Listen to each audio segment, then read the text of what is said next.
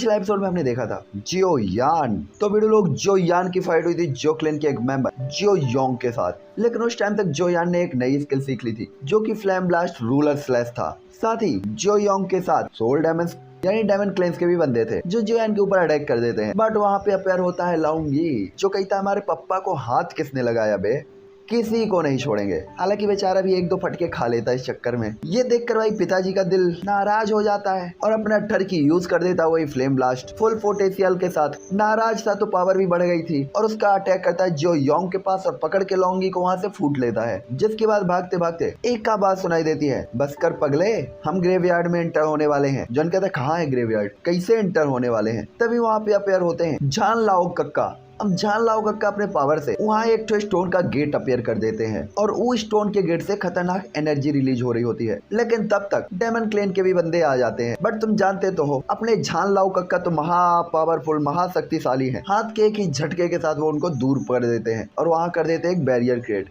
और जियोन को लेके गेट के अंदर। कहते डर मत भाई, उस बैरियर को तोड़ने के लिए उन्हें अपनी 7 पुश्तें लगानी पड़ेंगी, इतना मजबूत है वो। जिसके बाद जियोन को अंदर लाते हैं तो वहाँ की ब्लड एनर्जी जॉन की बॉडी जलने लगती है। तो कहते हैं बेटा पहले तू ब्लड ग्रास खा। जॉन ब्लड ग्रास खा लेता है। जिसके बाद वो वहाँ पे रिट्रीट करने के लिए और जॉन को कुछ चीजें ढूंढने के लिए कहते हैं। और ये एपिसोड मैंने वही एंड किया था जहाँ पे सभी क्लेंस के लोग उस स्टोन गेट के सामने अपेयर हो गए थे। तो ये एपिसोड स्टार्ट होता है जस्ट उसी टाइम से या कि उसी जगह से। तो चलो देखते हैं अब क्या होगा। जिसके बाद हमें सीन दिखाया जाता है जियो क्लेन का जहाँ पे हंगामा मचा हुआ होता है और जियो क्लेन के हाल में सफेद कलर के कपड़े पहने हुए एक बंदा जियोली और जियो लोंग के सामने खड़ा हुआ होता है। उसके हाथ थोड़ा सा कांप रहे होते हैं, उसके कपड़े में खून के धब्बे होते हैं और चेहरा बिल्कुल काला हो गया होता है। जिसके बाद वो कहता है आपने क्या कहा? जियो योंग जियो यान को फॉलो कर रहा था, वो लिटिल बास्टर्ड चाहता क्या है? अगर जियो यान का एक भी बाल बांका भी हुआ तो मैं उसे तड़फा तड़फा के मारूंगा। और इतना कहते हो वो मेज में तुरंत ही अपना पंच मारते हैं और मेज पाउडर में बदल जाती है। साथ ही जियो योंग टैलेंटेड पर्सन में जियो कुई के बाद सेकंड लेवल पर था, लेकिन जियो यान के आ जाने पर वो सीधा ही नंबर 1 डिसाइबल बन गया था। यहाँ तक कि जियो कुई जो कि नंबर 1 टैलेंटेड पर्सन थी, जियो योंग के मन में भी उसके लिए कुछ फीलिंग थी। जियो यान की वाइफ है वो, देख भी न लियो उसकी तरफ। लेकिन जियो यान की प्रेजेंस ने सीधे तौर पर जियो योंग को सप्रेस कर दिया था और बंदे का लब खतरे में था भाई। और अब जब जियो लोंग द्वारा भेजा गया पर्सन ये रिपोर्ट लेकर आता है कि जियो योंग जियो यान का पीछा कर रहा था, तो जियो लोंग जियो योंग की जो स्ट्रैटेजी होती है उसे तुरंत ही समझ लेते हैं। क्योंकि अगर जियो यान को तियानमू माउंटेन रेंज में जियो योंग द्वारा मार दिया गया तो वो आसानी से ये बता सकता था कि उसे किसी मॉन्स्टर ने मार दिया था और कोई भी ये साबित नहीं कर पाएगा कि उसे जियो योंग ने मार डाला था। इसलिए वो दिल में थोड़ा सा खुशी जताते हैं कि उन्होंने जियो यान की रक्षा के लिए किसी को वहाँ पे भेज दिया था। जिसके बाद वो उस बंदे से कहते हैं क्या जियो यान ठीक है? इस टाइम पे वो थोड़ा सा क्यूरियस होते हैं, जिस पर वो बंदा चौंकते हुए खराब चेहरे के साथ जियो लोंग की तरफ देखता है, उसका चेहरा उदास होता है। जिसके बाद वो कांपती हुई आवाज में कहता है जब हम हिडन तौर पर जियो यान को प्रोटेक्ट कर रहे थे तो हमने पाया कि उसने जियो यान को ढूंढ लिया था और ऐसा लग रहा था कि हम जियो योंग को रोकने के लिए आगे बढ़ पाते। लेकिन तभी अचानक जियो योंग के पक्ष में काफी सारे पावरफुल लोग अपेयर हो गए थे जो वीक नहीं थे। साथ ही वे सभी लोग ई डेमन सेक्ट के मेंबर थे, इसीलिए जल्दबाजी में हमने कार्यवाही करने की हिम्मत नहीं की। और ऐसा कहते उसका चेहरा पीला पड़ जाता है और वो कांपती हुई आवाज में कह रहा होता है। ये सुनकर तो जियो लोंग के चेहरे ही बदसूरत हो जाते हैं, क्योंकि अगर जियो यान मर गया या जियो यान को कुछ भी हुआ तो जियो क्लेन एक अनबीटेबल टैलेंट को खो देगा।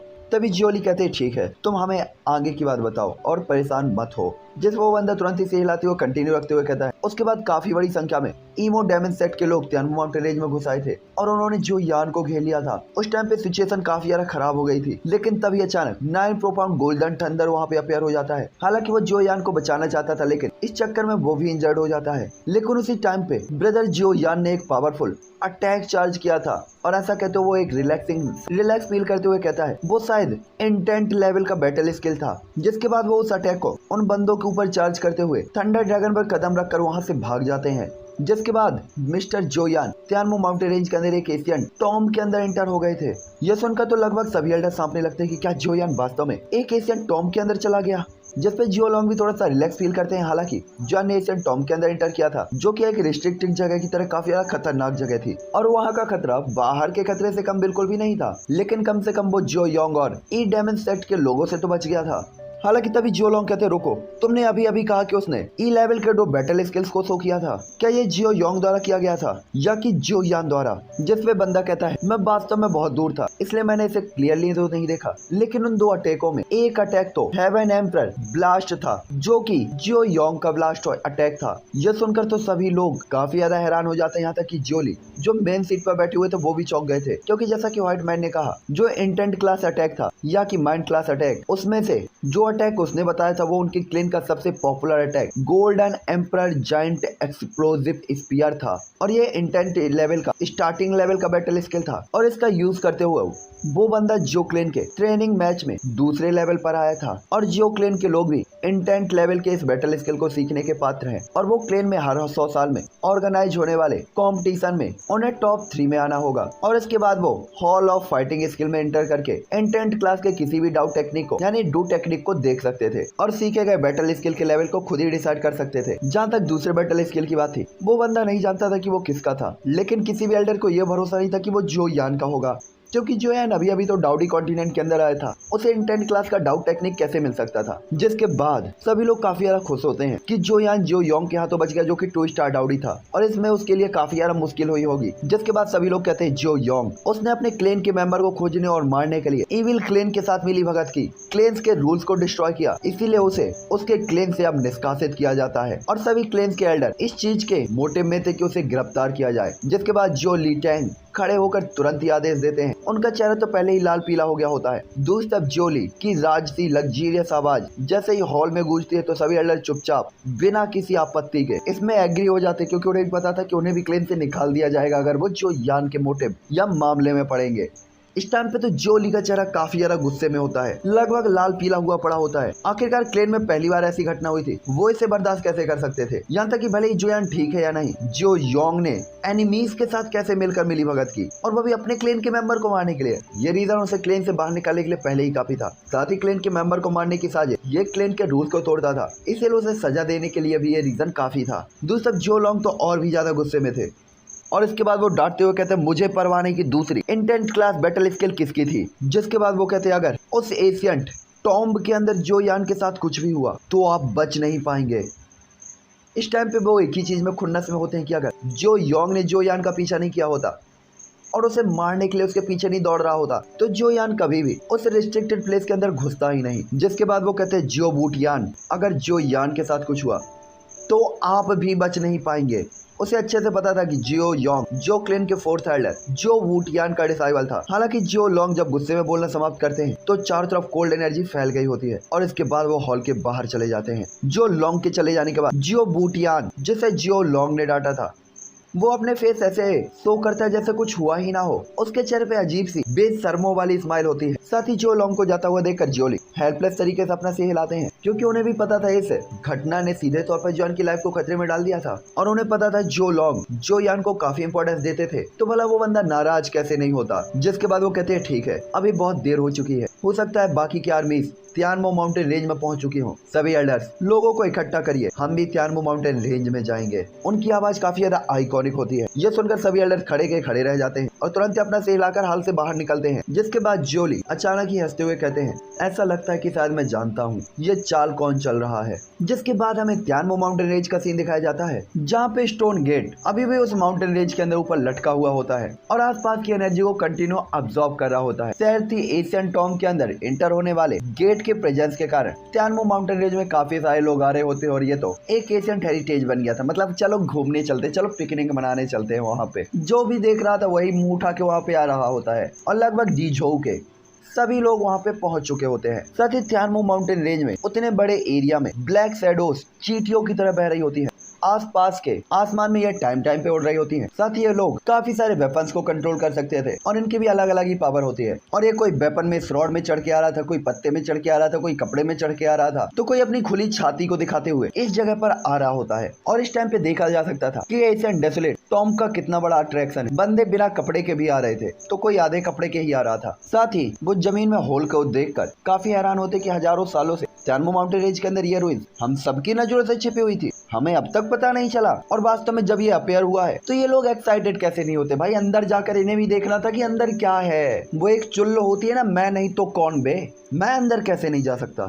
साथ ही वो स्टोन गेट के लगभग 10 मीटर से ज्यादा दूर पर लोगों की भीड़ खड़ी हुई होती है और चारों तरफ अंधेरा छा गया होता है। इतने सारे लोग थे वहाँ पे और उन सब की नजर स्टोन गेट पर ही टिकी हुई थी। यहीं जाना है हमें, घंटा जाना है, हमारे कक्का झानलाओ का बैरियर लगा हुआ है वहाँ पे। हालांकि बेचारों के दिल में एक्साइटमेंट तो था अंदर जाकर देखने का, लेकिन बेचारे करते भी क्या। ये साला शादी के बाद फर्स्ट नाइट का गेट हो गया था, अंदर से कोई खोल नहीं रहा था, बाहर से ये खोल नहीं सकते थे। बेचारे बैठे बैठे इंतजार कर रहे होते कि शायद थोड़ी देर बाद खुलेगा। तभी एक बंदा कहता है फुल मुंबई स्टाइल में, अपन सुनेला है कि इसके अंदर कोई इंटर हो चुका है। जिस पे दूसरा बंदा कहता है हाँ, उड़ती हुई खबर के अकॉर्डिंग वो जियो क्लेन का मेंबर लगता है, लेकिन उसकी पावर केवल 1 स्टार डाउडी लेवल के इंटरमीडिएट लेवल पर है। और जहाँ तक हम उसका नाम सुने, उसका नाम है जियो यान। साथ ही जियो यान को इसे टॉम के अंदर एंटर हुए कुछ दिन हो गए होते हैं और इस टाइम पे तो सभी लोग त्यानो माउंटेन रेंज के अंदर जियो यान के लक से जेलसी फील कर रहे थे कि जियो यान वास्तव में अकेले एंटर हो गया। साथ ही ये लोग सोच रहे थे कि बस वो अब यहाँ से बाहर ही ना आ पाए, वहीं अंदर मर जाए।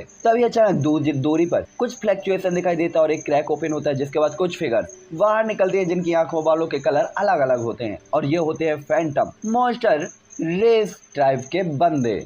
ये देखकर अनगिनत लोग काफी ज्यादा हैरान होते हैं और कहते हैं ये तो काफी वाइल्ड और खतरनाक फोर्स है। जिसके बाद सभी लोग उस भीड़ में उस पर्सन को देखते हैं जिसके कपड़े लाल होते हैं, बाल लाल होते हैं, आंख लाल होते हैं। तो वो काफी ज्यादा हैरान होते हैं कि ये फैंटम मॉन्स्टर रेस के लोग थे जो अचानक ही आसमान में अफेयर हो गए थे और सभी लोग इन्हें देख रहे थे, क्योंकि ये 5 पीक पावरफुल हाउसेस में से एक थे और शायद केवल 5 पीक पावर हाउसेस ही इतनी ज्यादा पावर को शो कर सकते थे।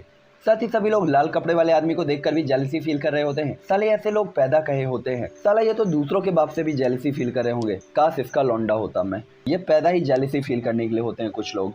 हाँ, तुम लोग भी कुछ लोग होगे जिनका सपना होगा काश अंबानी के घर में पैदा हुआ होता मैं। अब जहाँ पैदा हो गए हो वहीं रहो। चलो आगे चलते हैं। साथ ही फैंटम मॉन्स्टर रेस के सभी मेंबर्स के अंदर मॉन्स्टर टाइप का ब्लड था, इसलिए उनकी जो फिजिकल स्ट्रेंथ थी वो काफी ज्यादा स्ट्रॉन्ग थी और नॉर्मल मॉन्स्टर्स के कंपैरिजन में तो वो काफी ज्यादा पावरफुल थे। साथ ही इनकी जो नॉर्मल पावर थी वो भी काफी स्ट्रॉन्ग थी। साथ ही रेड कलर के उस बंदे को याओसी कहा जाता है और उसकी ताकत जो थी वो 3 स्टार डाउडी लेवल के इंटरमीडिएट लेवल पर थी और वो भी यहाँ पर आया था। ये देखकर सभी लोग काफी ज्यादा हैरान होते हैं। साथ ही फैंटम मॉन्स्टर क्लेन की प्रेजेंस के साथ बाकी के 4 और क्लेन भी त्यानमो माउंटेन रेंज के ऊपर दिखाई देते और किसी को भी नहीं थे कि ये 5 के 5 बड़े क्लेन वास्तव में जो हाई पोजीशन रखते हैं यहाँ पर आ जाएंगे, जिससे हर कोई थोड़ा सा हैरान था। लेकिन वो खुश भी थे क्योंकि उन्हें लग रहा था कि शायद 5 पावरफुल पावर हाउसेस ही इस गेट को ओपन कर सकते हैं और एशियन टॉम में इन्हीं की हेल्प से एंटर हुआ जा सकता है। और यहाँ पे सभी लोग अंदर तो जाना ही चाहते थे, उसके लिए वो गधे को भी बाप बनाने को रेडी होते हैं। साथ ही ईमो सेक्ट में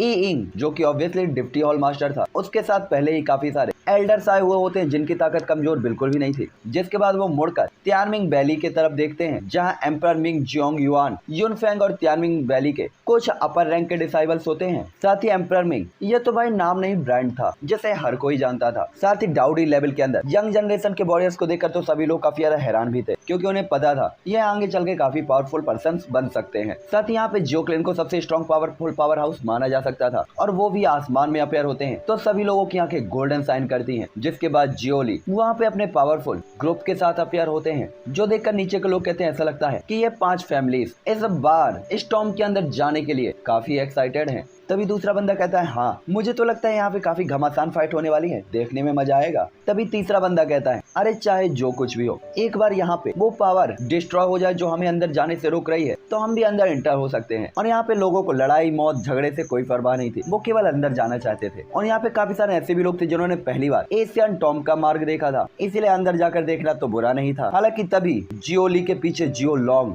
और जियो क्लेन के मेंबर होते हैं जो दूर से इमोजियाओ डेमन सेक्ट के लोगों को काफी गुस्से से देख रहे होते हैं। जिसके बाद वो अपनी आंखों को घुमाकर जियो योंग की तरफ देखते जो इमोजियाओ लोगों के बीच में खड़ा हुआ था, जिससे वो गुस्से से बढ़ते हैं आगे की तरफ और उनका हाथ आसपास की जगह को चीरता हुआ सीधा ही जियो योंग को पकड़ लेता है जो डेमन सेक्ट के बीच में खड़ा हुआ था। जिसके बाद वो तुरंत ही कहते हैं जियो योंग तुम गद्दार हो। ये देखकर जियो योंग का चेहरा ही बदल जाता है और जब वो जियो लोंग को अपनी तरफ आता हुआ देखता है तो उसे पता था जियो लोंग की पावर 3 स्टार डाउडी की पावर ऐसी कुछ नहीं है जिसे वो आसानी से बर्दाश्त कर सके। यहाँ तक कि उनका नॉर्मल सा थप्पड़ भी उनकी खोपड़ी को पूरे यूनिवर्स का चक्कर लगवा सकता था। हालांकि जो लोंग की पाम का पावरफुल अटैक बस चार्ज होने ही वाला था कि तभी एक पाम अटैक उनके अटैक को रोक देता है। ये देखकर जो लोंग तुरंत ही कहते हैं, ई जेंटियान, मैं अपने लोगों को सबक सिखा रहा हूँ, तुम्हें मेरे बिजनेस में इंटरफेयर करने की कोई इजाजत नहीं। और ऐसा कहते हुए वो सीधा ही अकेले पूरे इमोजियो सेक्ट के सामने खड़े हो जाते हैं। देख रहे हो अपने जियो लोंग चचा की पावर, अकेले ही खड़े हुए हैं झुंड में। और उसके बाद उस बंदे उस हाफ एजेड मैन को गुस्से से देखते हैं जिसने उनके अटैक को रोक दिया था। साथ ही वो हाफ एजेड मैन काफी लंबा था, उसके पीछे के बाल लहरा रहे होते और वो काफी ज्यादा पावरफुल लग रहा था। जिसके बाद वो एक खतरनाक स्माइल के साथ जियो लोंग की तरफ देखता है, जिसके बाद वो कहता है, अब वो पहले से ही मेरे ई डेमन सेक्ट का मेंबर है, इसीलिए मैं अपने क्लेन के डिसाइबल को अपने नाक के नीचे मरते हुए कैसे देख सकता हूँ। जिसपे जियो लोंग चचा कहते, कोई प्रॉब्लम नहीं, तुम सबको मार देते हैं। इस टाइम पे जियो लोंग काफी ज्यादा गुस्से में होते हैं और वो आगे बढ़ना चाहते थे, लेकिन तभी उनके हाथों पे वो अपनी एनर्जी को वापस लेते हैं और सिर घुमाकर नीचे जियोली की तरफ देखते हैं, जहाँ जियोली अपना सिर हिलाते हुए कह रहे थे, अरे छोड़ो यार, इन्हें देख लेंगे बाद में, क्या तुम हर बार कीड़े मकोड़ों से उलझते रहते हो, इन्हें मारना कोई बड़ी बात है, रातों रात साफ कर देंगे। अभी मेन मुद्दे की बात पे आते हैं। और आंखों के इशारे से जियो लोंग भी ये बातें समझ ही जाते हैं और उनका गुस्सा कुछ हद तक शांत हो जाता है। हालांकि यहाँ पे जियोली भी जानता था, अगर जियो लोंग गुस्से से पागल हो गया तो यहाँ पे खड़ा हुआ सबसे पावरफुल पर्सन भी उसे भी उसकी बात सुननी पड़ेगी, क्योंकि आखिरकार सामने वाला बंदा एक एल्केमिस्ट भी था और उसके पास उसकी स्पिरिचुअल पावर भी थी और पावर में भी वो डाउडी 3 स्टार पर था। और ये कॉम्बिनेशन पहले ही किसी की लुंगी में घंटी बजाने के लिए काफी था, लेकिन यहाँ पे जियोली उनके लिए और भी काफी सारी चीजें जरूरी थी और उनकी अपनी स्ट्रेटजी थी, इसीलिए वो जियो लोंग को इन चीजों में उलझने नहीं देना चाहते थे। तभी जियो लोंग भी पीछे आ जाते हैं और उसी गेट की तरफ देखते हैं।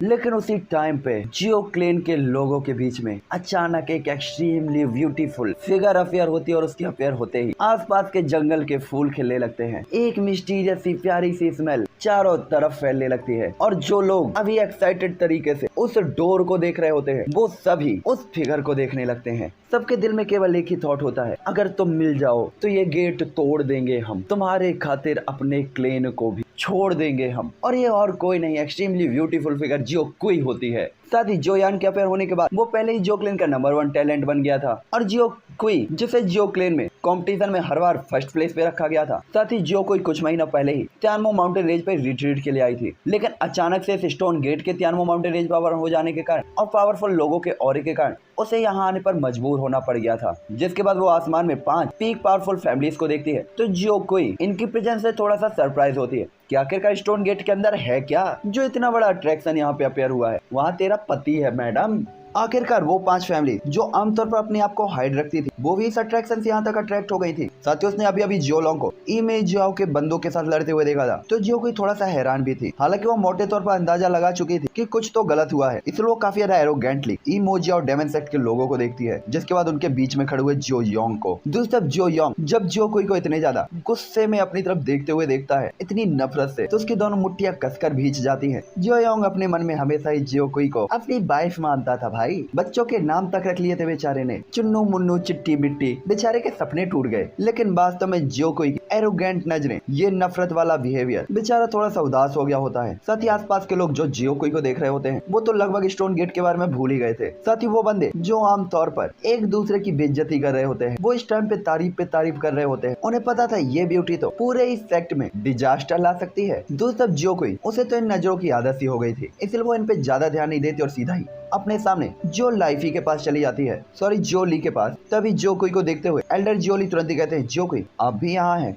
जिसके बाद जियोली जियो लोंग को देखते हैं जो उस गेट के सामने खड़े हुए होते हैं। जिसके बाद वो जियो कोई को देखते हैं जिसने हरे कलर के ग्रीन कपड़े पहने हुए होते हैं। तो जियो कोई सिहराते हुए कहती है, ग्रैंडफादर इस स्टोन गेट का मामला क्या है और सभी लोग इतने ज्यादा परेशान क्यों हैं। जिसके बाद वो एशियन टॉम के उस गेट की तरफ देखती है और जियोली से पूछती है, साथ ही उसे भी नहीं पता था कि यहाँ पे कोई गेट भी अंदर है। तभी जियोली बताते हैं ये रूइंस हाल ही में हमारे जियो क्लेन के एक नए मेंबर द्वारा खोजी गई है। ये सुनकर जियो कोई हैरान होते हुए कहती है, मेरे क्लेन का कोई जूनियर, ये कौन हो सकता है। तभी वो बताते हैं, तुम्हारे जाने के बाद कुछ महीनों बाद क्लेन के अंदर बहुत सी चीजें हुई हैं और मुझे डर है कि तुम भी इसे एक्सेप्ट नहीं कर पाओगे अगर मैं तुम्हें बताऊंगा तो। और ऐसा कहते हुए जियोली जियो कोई की तरफ देखते हुए हंसते हैं। ये सुनते हुए जियो कोई तुरंत ही चौंकते हुए कहती, क्या फैमिली में कुछ हुआ है। उसकी आंखें तुरंत ही चौड़ी हो जाती है और वो जल्द से जल्द जाना चाहती थी। तभी जियोली कहते हैं, अरे वास्तव में कोई दुर्घटना नहीं हुई है, लेकिन शायद ये जियो क्लेन के लिए सबसे अच्छी चीज हो सकती है। साथ ही जियो कोई अब क्लेन का नंबर 1 टैलेंट आप नहीं है। और ऐसा कहते वो काफी शांत होते हैं। ये देखकर जियो कोई कहती, क्या क्या ऐसा हो सकता है कि मेरे जाने के बाद कुछ ही महीनों में क्लेन के अंदर कोई नया टैलेंटेड पर्सन आ गया हो? जियो कुई का बिहेवियर काफी ज्यादा स्ट्रॉन्ग था, लेकिन जब वो सुनती है कि क्लेन की नंबर 1 डिसाइबल वो नहीं है, तो वो थोड़ा सा क्यूरियस होती है कि आखिरकार हमसे बड़ा शैतान कौन पैदा हो गया यहाँ पे,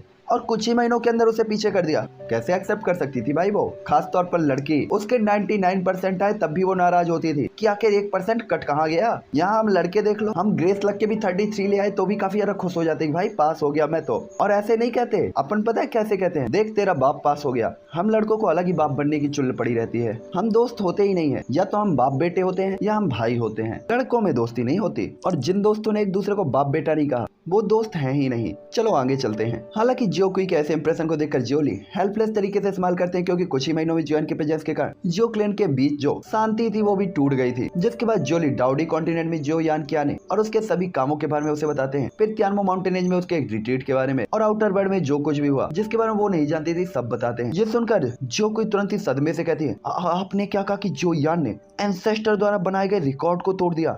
और हैरान तरीके से जियोली की तरफ देखती है, जिसके बाद वो कहती है इसके अलावा उसने 15 दिन एक्स्ट्रा रिट्रीट किया है। जियो क्लेन के अंदर ऐसा अचीवमेंट इस टाइम पे तो वो भी 2 बार सोच रही होती है। साथ ही उसे भी पता था इस लेवल का टैलेंट वास्तव में उसे सफर करने के लिए काफी था। दूसरी तरफ जियोली भी सिर हिलाते हैं, क्योंकि वो तो पहले ही जानते थे कि जियो कुई को ये सुनने के बाद काफी बड़ा झटका लगने वाला है। और यहाँ तक कि जियो कुई को तो छोड़ दो, वो लोग खुद इतना ज्यादा हैरान हो गए थे कि उन्हें भी भरोसा नहीं हो रहा था कि ऐसा कैसे हो सकता है। हालांकि उन्हें पता था जियोली हैरान है, साथ ही जियो कुई हैरान होते हुए भी दिल ही दिल में जॉन की काफी तारीफ करती है। तभी जियोली कहते हैं मैंने सुना है वो इस गेट के अंदर एंटर हो गया है। तभी जियोली कहती है अगर जियो कुई कहते हैं अगर जियो कुई कहती है अगर वो इस टॉम के बाहर आता है तो मुझे लगता है मुझे उससे कुछ सजेशंस लेने होंगे। और उसके बाद उसकी खूबसूरत आंखें आखिरकार उस स्टोन गेट की तरफ जाती हैं, और वो बस यही चाहती होती है कि वो टैलेंटेड पर्सन बस सक्सेसफुली वहां से जिंदा बाहर आ जाए। साथ ही वो देखती है कि आसमान में ये 5 पीक पावरफुल पावर हाउसेस जो 5 फैमिली से थे वही शायद इस बैरियर को तोड़ सकते थे। और तियानमो माउंटेनेज में हर कोई यही इंतजार कर रहा होता है कि ये लोग कब आगे बढ़ेंगे।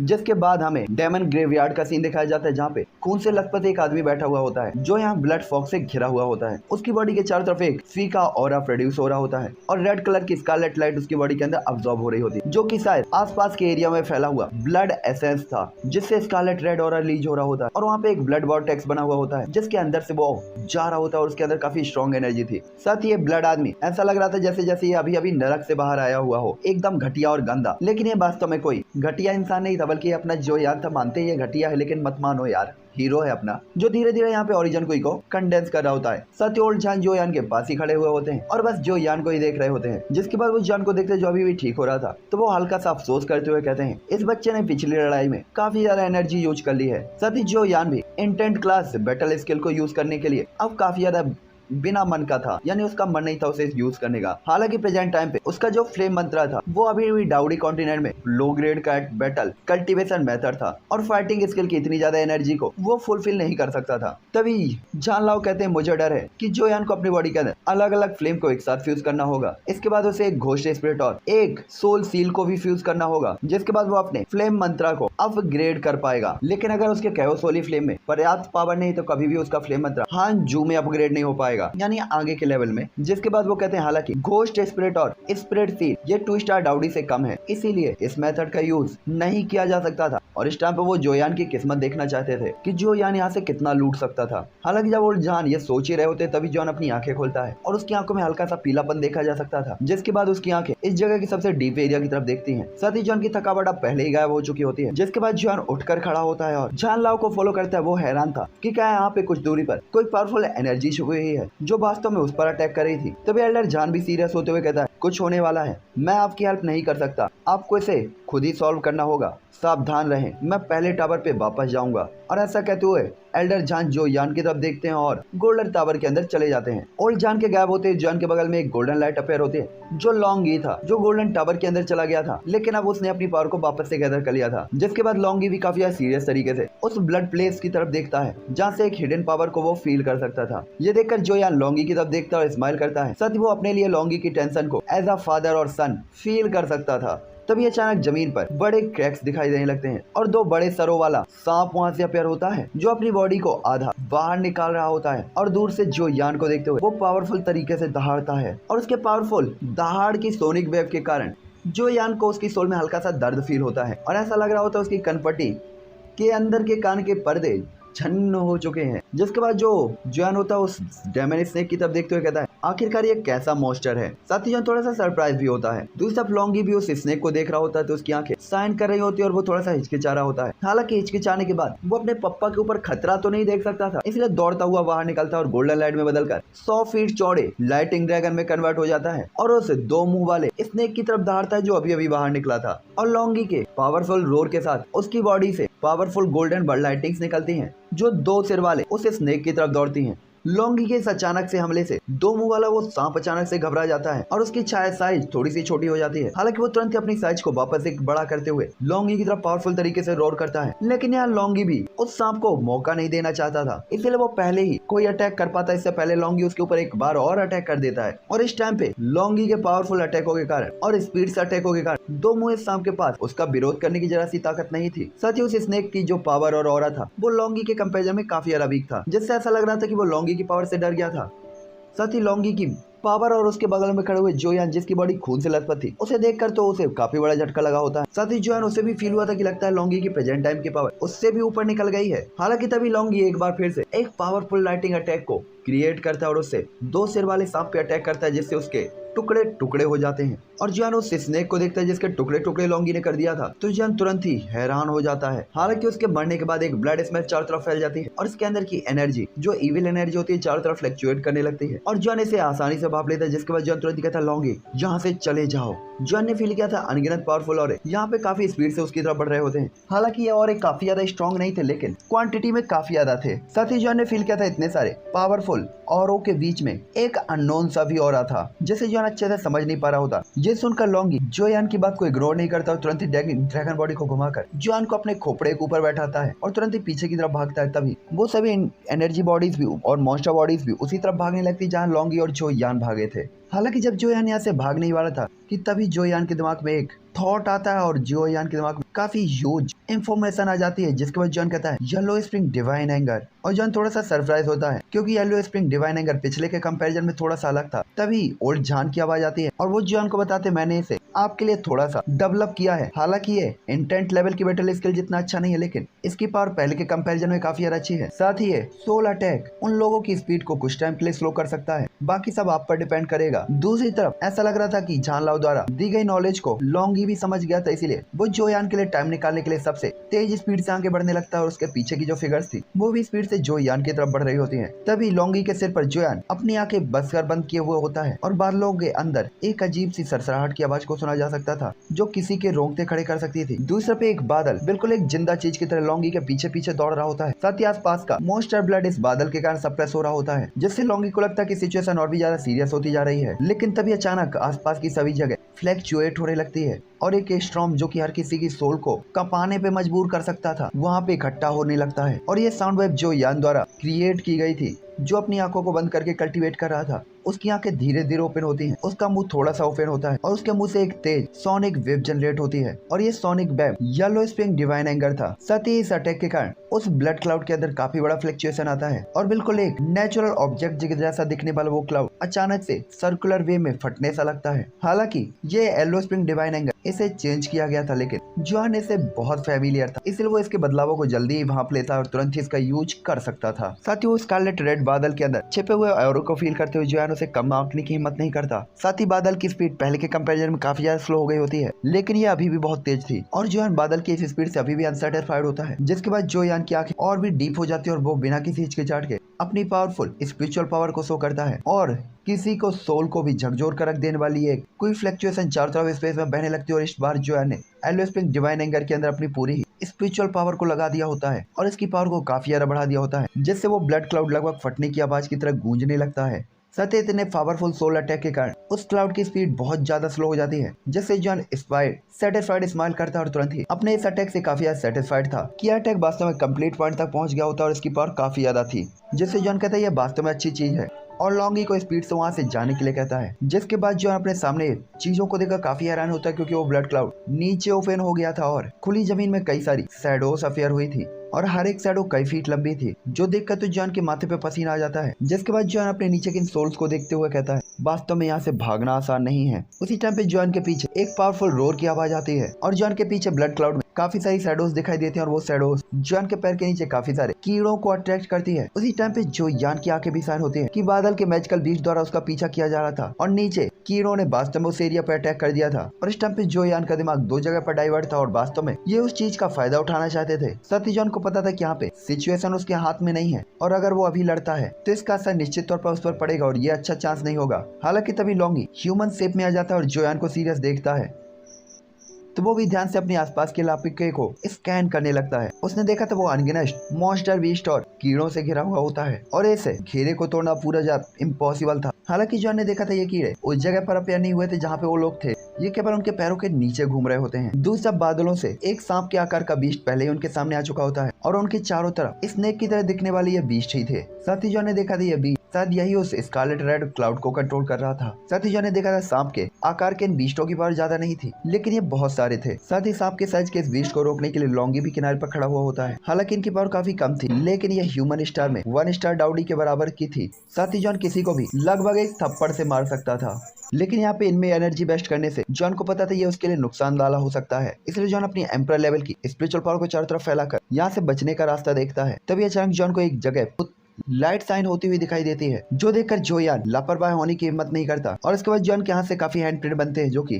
स्नेक के साइज के बीस्टों से टकराते हैं। और लॉन्गी भी यहाँ पे कमजोरी नहीं दिखाता और इंसान बनकर उसका अटैक बिल्कुल भी कम नहीं हुआ था और लाइटिंग बोल्ट को वो कंट्रोल करते हुए इन स्नेक बीस्ट को डिस्ट्रॉय कर रहा होता है। साथ ही इनके अटैक और भी ज्यादा फास्ट होते जा रहे होते हैं। तो दूसरी तरफ ये स्नेक भी जोयान और लॉन्गी की तरफ भाग रहे होते हैं, लेकिन जोयान की पावर के हल्के से टच से भी ये स्नेक मर रहे थे क्योंकि दोनों की पावर में काफी बड़ा गैप था। साथ ही इन दोनों को पता था यहाँ पे बहुत सारे स्नेक बीस्ट थे और इन्हें मारा नहीं जा सकता था। साथ ही इस टाइम पे इस ब्लड फ्लॉक के अंदर जोयान का डुई धीरे धीरे कम हो रहा होता है, लेकिन स्नेक बीस्ट अभी भी आ रहे थे और ये देखकर कि उसकी एनर्जी खत्म होने वाली है जोयान थोड़ा सा घबरा जाता है। तभी उसे ओल्ड जान की आवाज सुनाई देती है, छोटे साथी जल्दी से स्पिरिट रूट को स्वैलो कर लो और उस लाइट वाली जगह पर जाओ, मुझे लगता है वहाँ कुछ अच्छा होगा। ये सुनकर जॉन की आंखें साइन होती है और वो तुरंत ही उस ब्रांच को खा लेता है, जिससे उसकी स्पिरिचुअल पावर और फाइटिंग की तुरंत उसके पीक लेवल पर लौट आती है। और ये जूलिंग जी वास्तव में डाउडी के बॉडी के अंदर की खत्म हो गई डोकुई को वापस से अपने पीक लेवल पर बहाल कर सकती थी, जो लो ग्रेड की एनर्जी रिकवरी पिल की बराबर थी। यहाँ तक कि शायद इंटरमीडिएट या हाई लेवल की मेडिसिन पिल भी इसके सामने कुछ नहीं थी। जिसके बाद डोकुई को वापस पाने के बाद जोयान अभी भी यहाँ पे सेंटर से आ रहे और इससे थोड़ा सा डर रहा होता है और इसके बाद सोचने के बाद जोयान अंदाजा लगाता है क्योंकि झानलाओ ने कहा था तो वहाँ पे कुछ प्रीसियस होना चाहिए और जोयान तुरंत ही